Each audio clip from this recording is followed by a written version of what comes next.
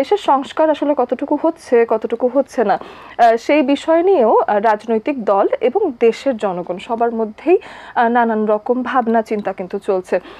এই পর্যায়ে অনেকেই বলছেন নির্বাচনই একমাত্র উপায় এবং নির্বাচন হওয়াটা বেশ আবশ্যক, এবং সেই বিষয়গুলো নিয়ে কথা বলতে আমরা শুরু করছি আজকের SRS international BD presence turning point. আমাদের ATN বাংলায় আপনারা প্রত্যেক শুক্রবার আমাদেরকে এই সময়টাতেই পেয়ে যাচ্ছেন। সবাইকে শুভ সকাল জানাতে চাই এবং আজকের বিষয়টাও জানিয়ে দিতে চাই। কোন পথে নির্বাচনের ট্রেন, আমি এই বিষয়ে কথা বলতে পুরো সময় জুড়ে থাকবো। অহনা তাসলিম খান, আমার সাথে এসেছেন দুজন বিশেষ অতিথি যাদের কাছ থেকে আমরা শুনবো আজকের বিষয়। চলুন পরিচয় করিয়ে দিই তাদের সাথে। শুরুতেই আমাদের সাথে আছেন সৈয়দ ইমরান সালে প্রিন্স, যুগ্ম মহাসচিব, বাংলাদেশ জাতীয়তাবাদী দল। অনেক অনেক স্বাগত জানাই। ধন্যবাদ। তার পাশেই আছেন অধ্যাপক জামাল উদ্দিন রুনু, তিনিও বৈষম্য বিরোধী আন্দোলনের কথাই বলছিলাম, সেখানে অন্যতম নেতৃত্ব দানকারী শিক্ষক। অধ্যাপক হিসেবে আছেন সভাপতি, পরিবেশ বিজ্ঞান বিভাগ এবং শিক্ষার্থী কল্যাণ ও পরামর্শ কেন্দ্রের পরিচালক হিসেবে আছেন। অনেক অনেক স্বাগত জানাই। ধন্যবাদ আপনাকে, আপনার মাধ্যমে আপনার দর্শক শ্রোতাদেরকেও শুভেচ্ছা জানাচ্ছি। আজকে যে বিষয়টা কোন পথে নির্বাচনের ট্রেন, আমি জানতে চাই ভাইয়ের কাছে যে কিছুদিন আগেই দেখা যাচ্ছে যে অন্তর্বর্তীকালীন সরকারের প্রধান উপদেষ্টা উনি একটি ভাষণ দিলেন, নির্বাচনের একটা আভাস দিয়েছেন যে এই সময় নাগাদ হতে পারে। আপনার কি মতামত সেই বিষয়ে? ধন্যবাদ আজকের এই শোতে আমাকে আমন্ত্রণ জানানোর জন্য। আপনি যথার্থই বলেছেন যে প্রধান উপদেষ্টা কয়েকদিন আগে জাতির উদ্দেশ্যে, বিশেষ করে বিজয় দিবসের সকালে জাতির উদ্দেশ্যের ভাষণে তিনি নির্বাচন সম্পর্কে একটা ধারণা দিয়েছেন। তো সেই ধারণা মোতাবেক আমরা যা পেয়েছি ওনার কাছ থেকে যে আগামী 2025-এর ডিসেম্বর অথবা 2026-এর জুন, এবং এখানে বক্তব্যে যদি, কিন্তু, তবে অনেক কিছু আছে আর কি। তো যাই হোক, আমরা রাজনৈতিক দলগুলো অবশ্যই আমরা নির্বাচন চাই। সেই নির্বাচনকে গ্রহণযোগ্য, অংশগ্রহণমূলক, উৎসব মুখর পরিবেশে করা এবং বিশ্বাসযোগ্য এবং সেটাকে আপনার নিরপেক্ষ করার জন্য যে সংস্কারগুলো প্রয়োজন সেই সংস্কারগুলো করেই নির্বাচনটা কিন্তু আমাদের চাওয়া। তো আপনারা যা বলেছেন জুলাই আগস্টের যে গণবিপ্লব, সেই গণবিপ্লবের পর আপনার ফ্যাসিস্ট হাসিনা, যিনি বাংলাদেশের গণতন্ত্রকে এবং নির্বাচনী ব্যবস্থাকে ধ্বংস করে দিয়ে তিনি একটা কর্তৃত্ববাদী দুঃশাসন কায়েম করেছিলেন। তো এরপরে মানুষের আকাঙ্ক্ষা তো বেড়েই গেছে। আমরা তো রাজনৈতিক দলগুলো তো নির্বাচন চাবো, এটা অবশ্যই, কিন্তু আমরা অন্যান্য তত্ত্বাবধায়ক সরকারের সময় আমরা 3 মাসের মধ্যে নির্বাচনটা আমরা চাচ্ছি না। কারণ আমরা জানি হাসিনা 15 বছরে দেশকে যে একটা ভঙ্গুর অবস্থায় রেখে গেছে, রাষ্ট্র কাঠামোকে ভেঙে চুরমার করে দিয়ে গেছে। এটাকে একটা ঠিকঠাক করে নির্বাচনের পথে নির্বাচনের ট্রেনটাকে ওঠানো এবং সেখানে যাত্রা শুরু করবে। আমি মনে করি যে প্রধান উপদেষ্টার বক্তব্যের মধ্য দিয়ে নির্বাচনী ট্রেন কিন্তু যাত্রা শুরু করেছে। এবং গতকালকেই আপনার পঞ্চদশ সংশোধনী বাতিল করে হাইকোর্ট যে ঐতিহাসিক রায় দিয়েছে, সেখানে কিন্তু নির্দলীয় নিরপেক্ষ তত্ত্বাবধায়ক সরকার যেটা নির্বাচনকালীন, সেটা কিন্তু পুনঃস্থাপিত হয়েছে, যেটা হাসিনা এক কলমের খোঁচায় একটি ফরমায়েশি রায়ের মধ্য দিয়ে সেটা বাতিল করে দিয়েছিলেন। এবং সেই কারণে কিন্তু দেশ চরম সংঘাত এবং অনিশ্চয়তার দিকে চলে গিয়েছিল। গণতন্ত্রকে বন্দী করে ফেলা হয়েছিল, নির্বাচনী ব্যবস্থাকে শেষ করে দেওয়া হয়েছিল। অনেক ধন্যবাদ। এদিকে আমি একটু স্যারের কাছে যদি জানতে চাই যে নির্বাচনের প্রস্তাবিত সময় নিয়ে আপনারা নিশ্চয়ই কিছু মন্তব্য রয়েছে, সেই বিষয়টা শুনে। খুবই ধন্যবাদ। প্রিন্স ভাই যেভাবে বলেছেন আমি ওনার সাথে কিছু যুক্ত করি। আসলে প্রথম কথা হলো নির্বাচনের তারিখ কোন প্রেক্ষাপটে মোটামুটি একটি আউটলাইন দিলেন ডক্টর ইউনূস, এটি একটু বোঝার ব্যাপার। দেখুন, এই তারিখের তার একটা সুনির্দিষ্ট একটা রোড ম্যাপ, টাইম লাইন দীর্ঘদিন থেকে জুলাইয়ের অভ্যুত্থান পরবর্তী সময়ে সকল পেশাজীবী রাজনৈতিক সংগঠন, সুশীল সমাজ তারা কিন্তু চাচ্ছিল।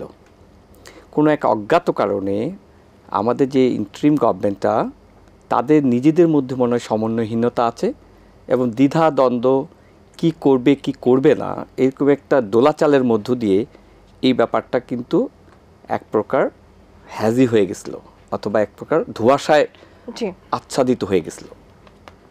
সেই ধোঁয়াশা কাটিয়ে ওঠার জন্য ডক্টর ইউনূস ঘোষণা করেছেন বটে, কিন্তু তবে কিন্তু যদি, যেটা প্রিন্স ভাই উল্লেখ করলো, তার মধ্য দিয়ে আমি স্টিল মনে করি পুরো ইন্টারিম গভর্নমেন্টটা তাদের আসল ডেস্টিনেশন কী সেটি কিন্তু ক্লিয়ার হয়নি আমি মনে করি।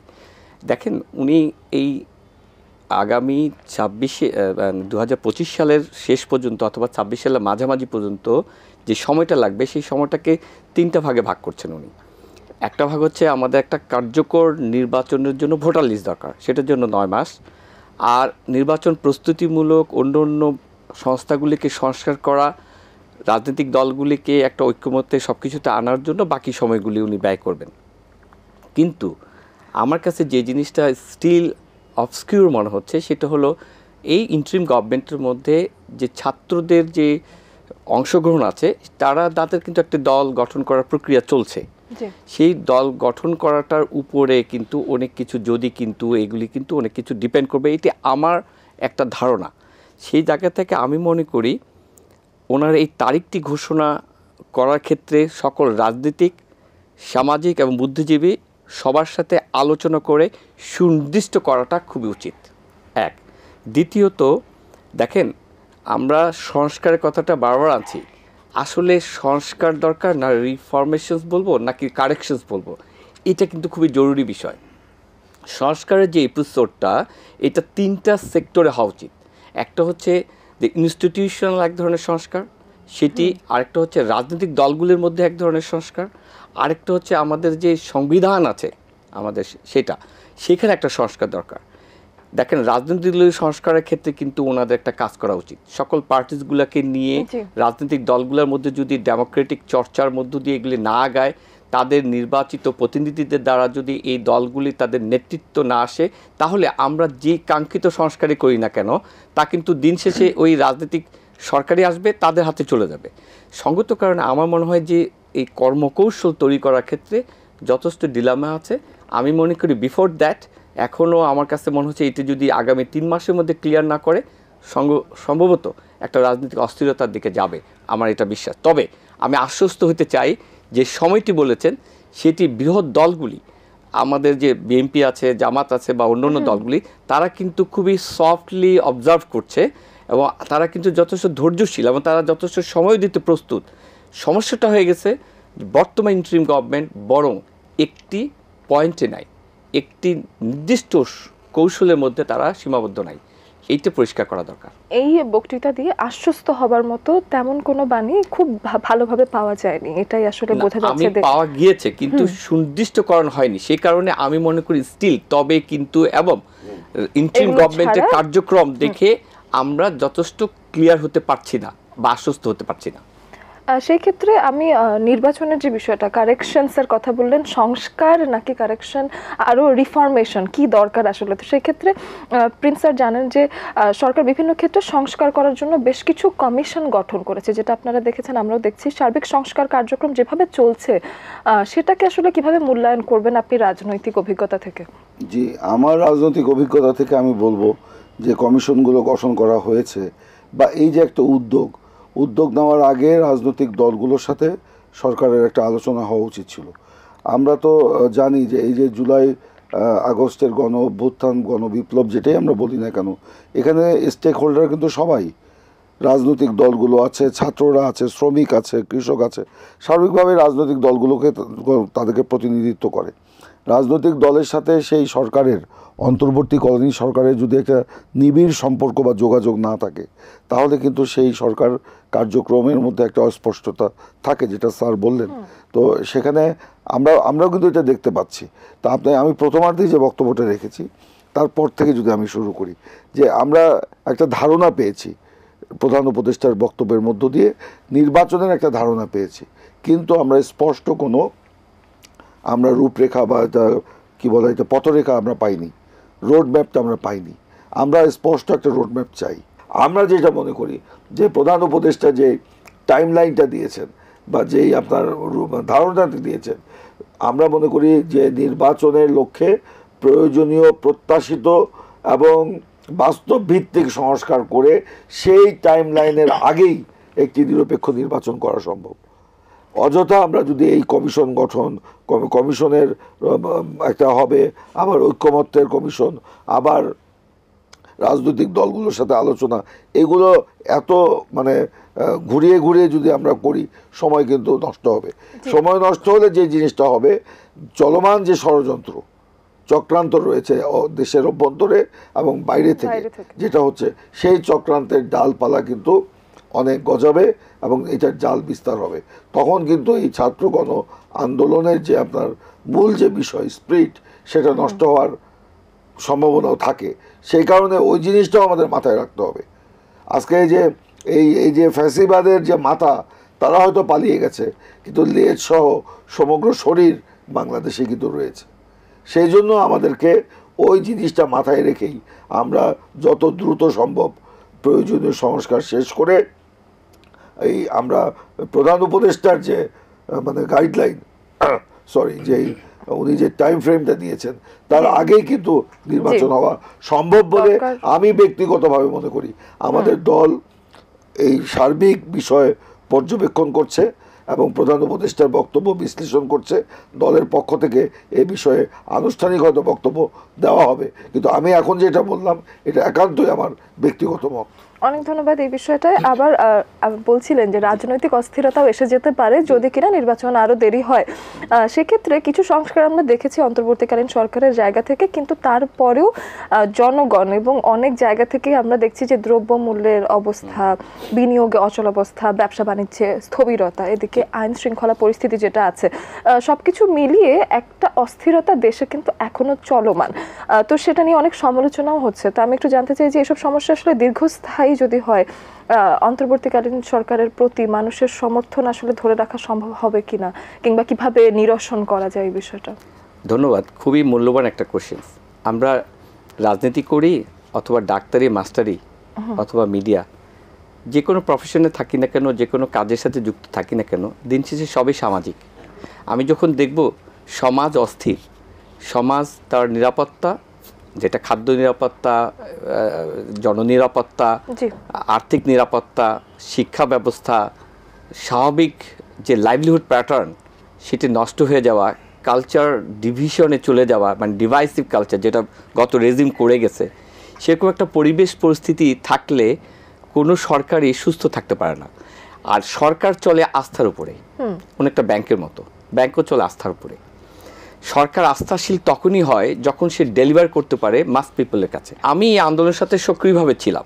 28শে জুন কোটা সংস্কার আন্দোলনের জন্য আমার যে 3 জন ছাত্র আমার কাছে এসেছিলেন, তারা আন্দোলনটা করার জন্য জাহাঙ্গীরনগর বিশ্ববিদ্যালয়, যেহেতু আন্দোলন সংগ্রামের সাথে আমি যুক্ত থাকি, এক ধরনের সামাজিক নিরাপত্তার সংহতি জানানোর জন্য। তারই ধারাবাহিকতায় 15 জুলাই ভোরবেলায় জাহাঙ্গীরনগর বিশ্ববিদ্যালয়ে যে নারকীয় ঘটনা ঘটে, তার মধ্য দিয়ে ছাত্রলীগ বিতাড়িত হয়।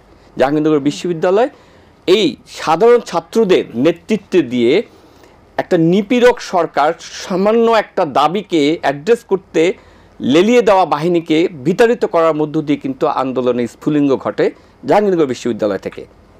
সেই ভোরে সেই নারকীয় ঘটনা, পরবর্তীতে এই আন্দোলন দমাইতে যেয়ে আপনার 16 জুলাই আবু সাঈদের মৃত্যুর মধ্য দিয়ে, আরও অপর অন্যগুলি মৃত্যুর মধ্যে দিয়ে প্রতীকী হিসাবে আবু সাঈদকে আমি আনছি এই কারণে যে সেটি ছিল আমাদের দেশে প্রথম রাষ্ট্রীয় পর্যায়ে নিপীড়নের বিরুদ্ধে রুখে দাঁড়ানোর একটি চিত্র। যদিও এটি আমাদের মিডিয়াতে এসেছে বলে এরকম আরও অনেকেই এই ধরনের আত্মহত্যা দিয়েছেন, তাদের প্রতি শ্রদ্ধা রাখি বলছি, প্রতীকী হিসাবে আবু সাঈদকে দিলাম। এই রুখে দেওয়ার পিছনে যে কাজটি করেছে সেটি বিগত 15 বছরের যে সকল রাজনৈতিক হত্যা, সামাজিক ন্যায় বিচারহীনতা, সামগ্রিক পরিস্থিতিতে অর্থনৈতিক লুটপাট এবং বৈষম্যতায় ভরপুর একটা জনগোষ্ঠীর ফুঁসে ওঠার একটা উপলক্ষ। সেইখানে এই ছাত্রদের মাঝে তার গার্জিয়ান, তার শিক্ষক, তার আশেপাশের লোকজন, রাজনৈতিক সাংস্কৃতিক সকল লোকজনই তাদের পিছনে অবস্থান নেয়। এবং তারই ধারাবাহিকতায় যখন 26শে জুলাই ডিবি অফিসে 6 জন সমন্বয়ককে ধরে আন্দোলন উড্ড করার একটা বাধ্যবাধকতা করলো, তখন এই আন্দোলন ছড়িয়ে পড়লো সারা বাংলাদেশে। জাহাঙ্গীরনগরও সেখানে আবারও ফুটিং নিল, 27শে জুলাই বিদ্রোহ করে কারফিউ এগেইনস্টে নিল। তার মানে আন্দোলনটা একটা ধারাবাহিক পরিস্থিতির শিকার হয়ে আওয়ামী লীগ সরকারও প্রস্তুত ছিল না, ওই রেজিমও, যে তাদের চলে যেতে হবে, আমরাও প্রস্তুত ছিলাম না এরকম একটা পরিবর্তন হবে। সঙ্গত কারণে যে এই পরিবর্তনের মধ্য দিয়ে যে সরকারটা আসছিল, সেই সরকারটা 90 সরকারের চেয়ে একটু ভিন্ন। 90 সরকারটি ছিল রাজনৈতিক সমঝোতার ভিত্তিতে একটি ইন্টারিম গভর্নমেন্ট। এই সরকারটা হচ্ছে তাৎক্ষণিকভাবে ছাত্রদের দ্বারা, আমরা এখনও ক্লিয়ার না কাদের মাধ্যমে এই সরকারটা হলো, তবে আসার জায়গাটা ছিল ডক্টর ইউনূস, এবং তার নেতৃত্বে হওয়ার ফলে আমরা চাচ্ছিলাম যে এই সরকারটা যে পুঞ্জীভূত যে সকল বৈষম্য সেগুলোকে সংস্কার না করে শুদ্ধিকরণের মধ্য দিয়ে সংস্কারের ইস্যুগুলোকে আউটলাইন করে রাজনৈতিক সংস্কারের মধ্য দিয়ে একটা ফেয়ার নির্বাচনের মধ্য দিয়ে একটা দেশের উত্তরণ ঘটাবে, যাতে আগামীতে মুক্ত চর্চার জায়গায় গণতান্ত্রিক প্রক্রিয়াটা সচল থাকে। তার মধ্য দিয়ে একদিনে না, যে জঞ্জাল আমরা তৈরি করেছি তা দীর্ঘ সময় লাগবে আমাদেরকে ঠিক হতে, সেই প্রক্রিয়াটা যাতে জারি করে, সেই জন্য চাওয়া। সেই জায়গা থেকে আমি বলছি যে এই মুহূর্তে দেশে দ্রব্যমূল্য ঊর্ধ্বগতি, আন্তর্জাতিক ষড়যন্ত্র, ভারতের যে সাম্রাজ্যবাদী অবস্থান, আমাদের উপদেষ্টাদের যে সকল বালখিল্য আচার আচরণ, যেমন আমি গতকাল শুনলাম যে পুরো বাংলাদেশ, পশ্চিমবঙ্গ, সেভেন সিস্টার নিয়ে এইটার যদি একটা অ্যাসেন্স না আসে, ম্যাপ সহ আমাদের একজন সমন্বয়ক যে এখন উপদেষ্টা পদমর্যাদায় আছেন, ওনার একটি পোস্ট নিয়ে কিন্তু ব্যাপক তোলপাড় হচ্ছে। তার মানে আমরা উস্কিয়ে দিচ্ছি। তার মানে আমরা বলতে চাচ্ছি কোথায় আমরা কাউন্টডাউন হয়ে আমাদের যে অর্জিত অভ্যুত্থানের যে ফলাফল, গণতান্ত্রিক চর্চার যে জায়গাটা আমরা অবহিত করেছি, রাজনৈতিক পেশাজীবী সংগঠনগুলিকে সাথে নিয়ে এই সমস্যাগুলোকে মানিয়ে নিয়ে আমরা নির্বাচনমুখী হব। কারণ নির্বাচনটাই আমাদের 50%, আমি মনে করি 80% অবারিত করবে আগামী যাত্রার সুন্দর পথ। এবং পরিবর্তিত পরিস্থিতিতে বিএনপির মতো একটি বড় দল বাধ্য হচ্ছে তাদের রিফর্ম করার, এবং তারেক জিয়ার যে ভাষণ আমি দেখেছি, তার যে স্পিচ দেখেছি, সেটি আজকে না, বিগত দিন থেকে আমরা আশান্বিত হচ্ছি যে একটা রাজনৈতিক রিফরমেশন ওনারাও ফিল করেন। নচেত এই তরুণ প্রজন্ম বলতে আমি ঢাকা কেন্দ্রিক সমন্বয়ক দ্বারা তরুণ প্রজন্ম না, সারা বাংলাদেশে এই আন্দোলনের সাথে যুক্ত যে তরুণ প্রজন্ম, তাদের কাঙ্ক্ষিত লক্ষ্য আমরা পূরণ করতে পারবো না। সঙ্গত কারণে আমরা মনে করি সেন্সিবল হওয়া উচিত সবাইকে। বেশ চমৎকার কিছু পয়েন্ট উঠে এসেছে। এদিকে আমি রাজনৈতিক দল হিসেবে বাংলাদেশ জাতীয়তাবাদী দল অভিজ্ঞতা সম্পন্ন, যেহেতু সেক্ষেত্রে 31 দফাটাও আমার মনে হয়েছে ভীষণ আধুনিক করেই আসলে করা হয়েছে, এবং তাতে নিরপেক্ষতার প্রমাণই আসলে বেশি হয়েছে। তারপরও এই যে রাজনৈতিক অস্থিরতা, সেখানেও যদি আসি, বা দেশের যে অস্থিরতা আছে, দ্রব্যমূল্যের ঊর্ধ্বগতি আছে, বিনিয়োগ অচলাবস্থা আছে, এই সব নানান কিছু নিয়ে জাতীয়তাবাদী দল কিভাবে এগুলো নিরসনে আপনাদের কোনো প্ল্যানিং আছে কিনা? অবশ্যই আমাদের প্ল্যানিং আছে। আমরা বিএনপি একটা বৃহৎ রাজনৈতিক দল, ক্ষমতায় থাকি বা না থাকি আমাদের এইসব ব্যাপারগুলো পাবলিক সাফারিংস হয় বা জনগণের সমস্যা নিয়ে আমরা কাজ করি। তো এগুলো তো আমরা ক্ষমতায়ও ছিলাম, আবার হয়তো ক্ষমতায় যেতে চাই, জনগণের সমর্থন যদি আমাদের সাথে থাকে তাহলে সেই জন্য আমাদের এই প্রস্তুতিগুলো থাকে। এই 31 দফার মধ্যেও দেখবেন যে নিত্য প্রয়োজনীয় দ্রব্যমূল্যের ঊর্ধ্বগতি রোধ করার জন্য আমরা কি করতে পারি সেই কথাগুলো কিন্তু আছে। আমরা জনগণকে কিভাবে আরও বেশি আমরা রাষ্ট্রের পক্ষ থেকে সাপোর্ট দিতে পারি, যেমন আমরা ইতিমধ্যে ফ্যামিলি কার্ডের কথা বলেছি। প্রত্যেকটি পরিবারের নারী সদস্যকে ফ্যামিলি কার্ড দেওয়া হবে। ফ্যামিলি কার্ডের মাধ্যমে তাকে প্রতি মাসে তার মাসিক যে খরচ, সাংসারিক খরচের একটা অংশ আমরা রাষ্ট্রের পক্ষ থেকে দিতে চাই। প্রত্যেক নাগরিকের জন্য একজন করে চিকিৎসক থাকবে। মনে করেন একজন চিকিৎসকের অধীনে ধরেন 1000 নাগরিক থাকবে। এই 1000 মানুষ তার স্বাস্থ্যগত বিষয় নিয়ে সেই চিকিৎসকের কাছে যাবে, বিনামূল্যে তার চিকিৎসা দেওয়া হবে, ওষুধ দেওয়া হবে এবং চিকিৎসার জন্য বিভিন্ন জায়গায় রেফার করবে। এগুলো কিন্তু সেই সংস্কারেরই অংশ। যেমন বেকার ভাতার কথা বলা হয়েছে, যে তরুণদেরকে আমরা কর্মসংস্থানের দিকে যাব।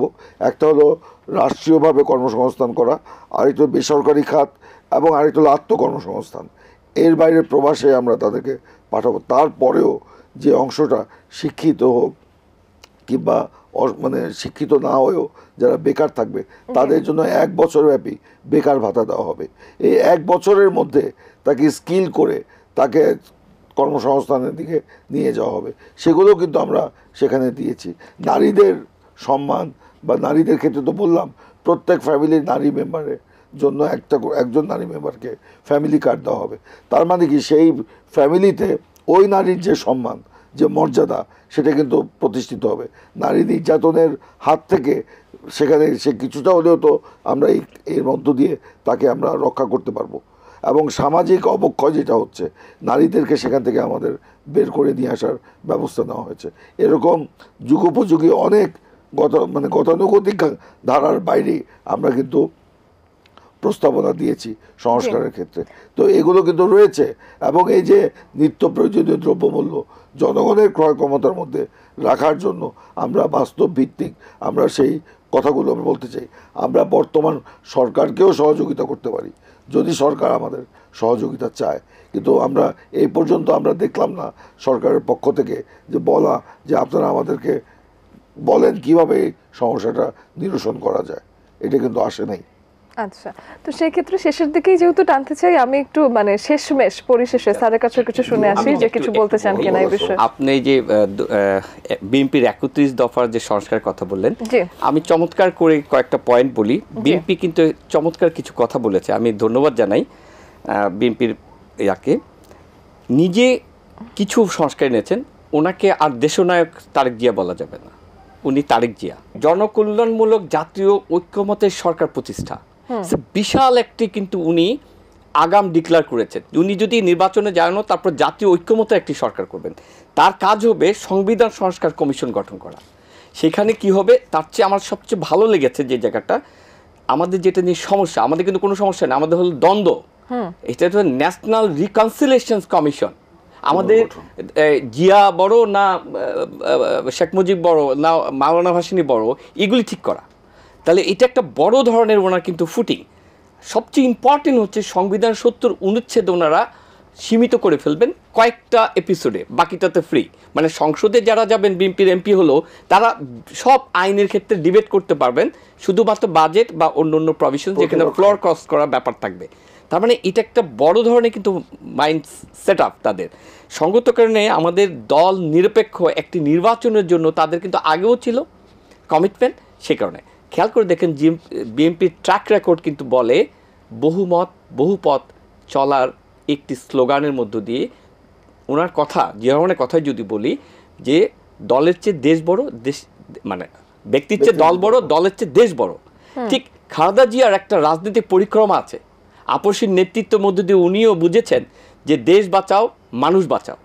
আর তারেক জিয়া সেই জায়গাটা একটা, তারেক রহমান যেই কথাটা উনি এনেছেন যে ইয়েস টেক ব্যাক বাংলাদেশ, সেই জায়গাটায় যে কথাটা আমরা সংস্কার বলি, সংস্কারটা অত্যন্ত গভীরের বিষয়। কিন্তু শুদ্ধিকরণ কাজটা এই তত্ত্বাবধায়কের মেইন কাজ ছিল শুদ্ধিকরণ, পুলিশের শুদ্ধিকরণ, যে দলীয় লোক বাদ দিয়ে নিরপেক্ষ লোক দরকার। আপনার সচিবালয় শুদ্ধিকরণ, সেই শুদ্ধিকরণের কাজগুলি হচ্ছে না। আমরা দেখছি যে এখনও এর ভিতরে একটা ভেস্টেড ইন্টারেস্ট গ্রুপ কাজ করছে, যারা এই শুদ্ধিকরণের কাজটাতে আগিয়ে নিচ্ছে না। সেই কারণে আমি মনে করি দেশ একটা এখনও ভয়ানক পরিস্থিতির মধ্যে আছে। যে কোনো সময় আমরা কিন্তু আমাদের বৃহৎ বিপ্লব বলি, আমাদের যে বিপ্লব, আমাদের যে গণ অভ্যুত্থানের যে ফলাফল, সেটি ভুলুণ্ঠিত হতে পারে। তত্ত্বাবধায়ক সরকার সেন্সিবল হওয়া উচিত, সকল রাজনৈতিক দলগুলিকে আস্থায় নেওয়া উচিত। কারণ এই রাজনৈতিক দলগুলি দিন শেষে ওনাকেও যেমন লেজিটিমিটি দিবে এবং আগামীতেও ওনার সংস্কার কাজগুলি আগিয়ে নেবে। সঙ্গত কারণে রাজনৈতিক দলকে বাইপাস করে যারা চিন্তা করছে, তাদের চিন্তাটা ভুল চিন্তা, তারা আরেকটু অটোক্রেটিক চিন্তার জায়গায় ঢুকে যাচ্ছে। দুজনের কাছ থেকে বেশ কিছু মূল্যবান মতামত নিলাম এবং আজকে আমার কাছে মনে হয়েছে বেশ একটি ফ্রুটফুল আলোচনা হয়েছে। দুজনকেই অসংখ্য ধন্যবাদ। দর্শক, কোন পথে নির্বাচনের ট্রেন, এই বিষয়ে আজকের আলোচনা ছিল এবং পুরো সময় জুড়েই আমরা দেখতে চাইলাম এবং জানতে চাইলাম যে আসলে নির্বাচন কত সত্বর হওয়াটা ভীষণ গুরুত্বপূর্ণ। অন্তর্বর্তীকালীন সরকারের প্রধান উপদেষ্টার কাছ থেকে আমরা কিছু তথ্য পেয়েছি এবং রাজনৈতিক দল হিসেবে এবং একটি বিশ্ববিদ্যালয়ের শিক্ষক হিসেবে তারা তাদের কি মতামত রাখেন সেই আলোচনাগুলো আমরা জানলাম। আপনাদের মতামত জানারও আমরা অপেক্ষায় থাকবো। আজকের মতো আমরা এখানেই শেষ করছি।